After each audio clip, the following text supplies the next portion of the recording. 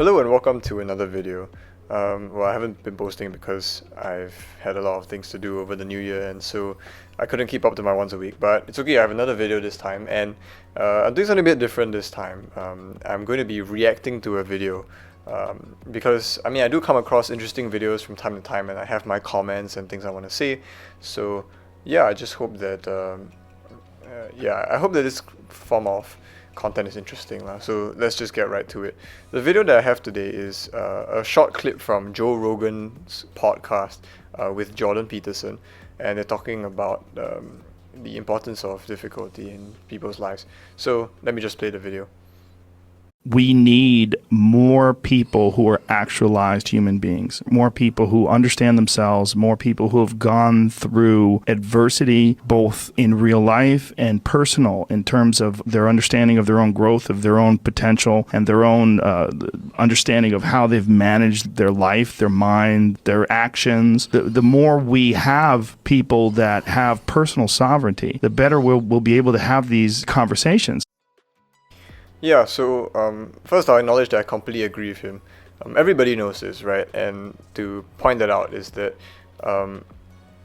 in things like stories or drama, for example, in movies, any good story with a good hero has a hero with an arc, so to speak, a training arc or whatever.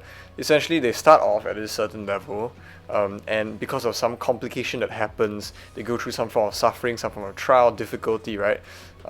They elevate themselves, they overcome it, and they become better, and that's character development. And everybody enjoys this kind of stories, literally in every single story. So yeah, that's the importance of no, it's how obvious it is to us that difficulty and challenge is important in the development of one's character. Not only that, but adversity helps you to understand yourself better, right? It's not at all obvious that we don't really understand ourselves fully, even though we are the person that understands ourselves the most. We are not fully aware of certain things of ourselves. As the saying goes, when difficult times come, you see people's true colors, and it's not so much I see other people's true colors, although it is, but you yourself also see your own true colors, which is pretty interesting because it's interesting to know that you are not fully aware of certain aspects of yourself, and it's only possible to realize and see these things that bubble up once you've gone through challenges and you've been put through tough times. So that's the pretty obvious part. Let me carry on.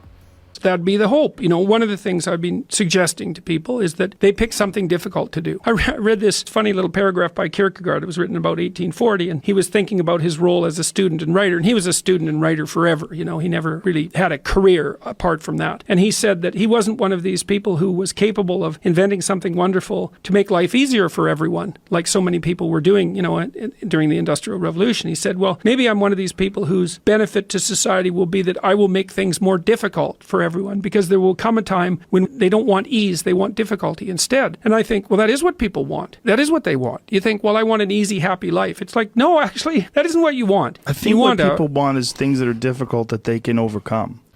Yeah, so in this section, Peterson talks about Kierkegaard. And what I want to bring up about this is that, first of all, it's easy to acknowledge. Once we've acknowledged that challenge is something that people need, right?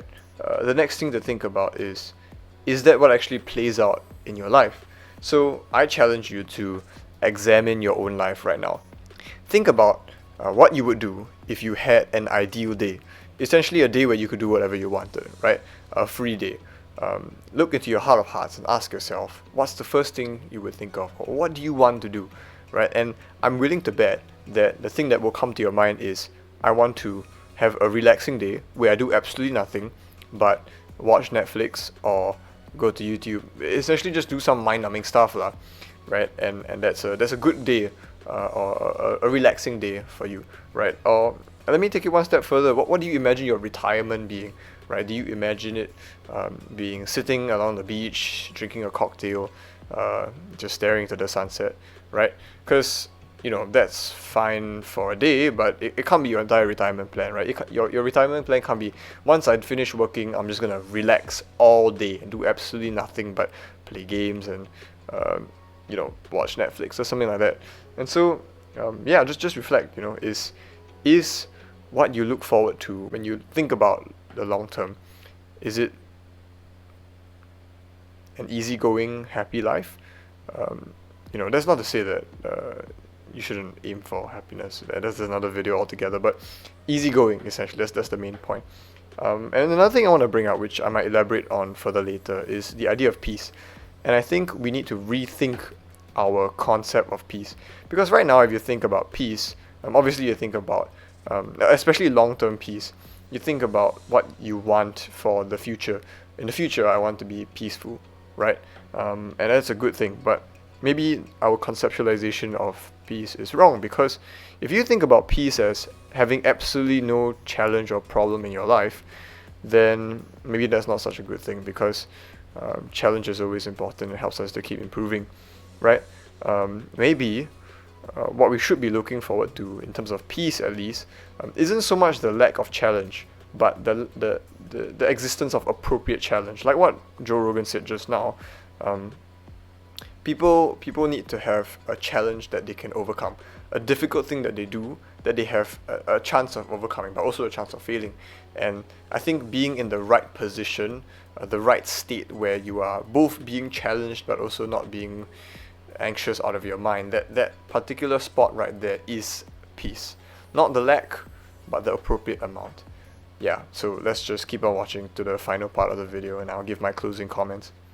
Yeah, right. That's right. They want an optimal challenge. Well, that's there's a whole feeling. different thing. I mean, I've never written a book, but I assume when you write a book, when you're done writing that book, there's a great feeling of accomplishment, because it's very difficult to do. That feeling of for me, it's like when I put together a comedy special or just anything that's difficult. There's a feeling like I did it. I did it. Yeah. Well, one of the mysteries is why that feeling exists. It's not a trivial thing, that, to say, I did something difficult and that was worthwhile. Basically, what you're saying to yourself is, well, there was a lot of suffering attendant on that, along with the just general suffering of life, but it turned out that was worth it. That's what you want. It's like you want that sense that you're engaged in something that's worth it. Yeah, so I mean, obviously I completely agree with what Peterson and Joe Rogan said. The point I want to bring up, which is I guess is an extension, is a tangent, is related to what we see now in the age of mind-numbing media consumption, right? Why is it that you find yourself choosing this kind of expedient, mind-numbing media over something that is worthwhile, over the feeling of accomplishment, right? And I'm sure that you have experienced accomplishment in your life. You've done something worthwhile, and you felt the feeling, and you're like, wow, this is amazing.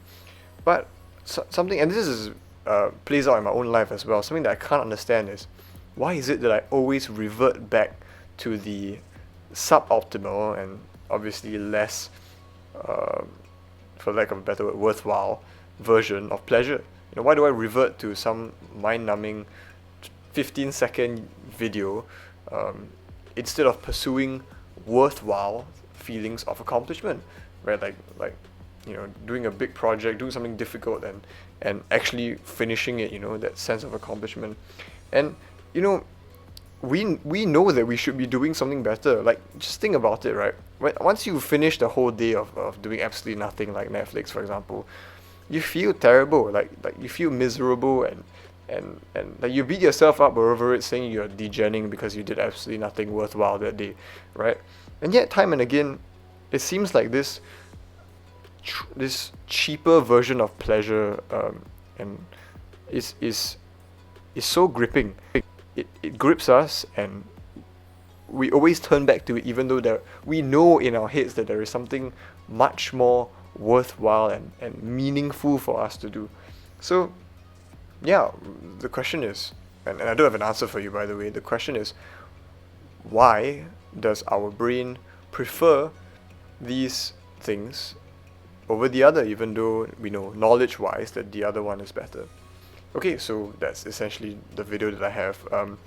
I hope it prompted you to think about, or at least be observant about the times when you are looking for expedient pleasures, and to remind yourself that there is a much higher level of meaningfulness and sense of accomplishment that you can strive towards. So yeah, that's all. Bye.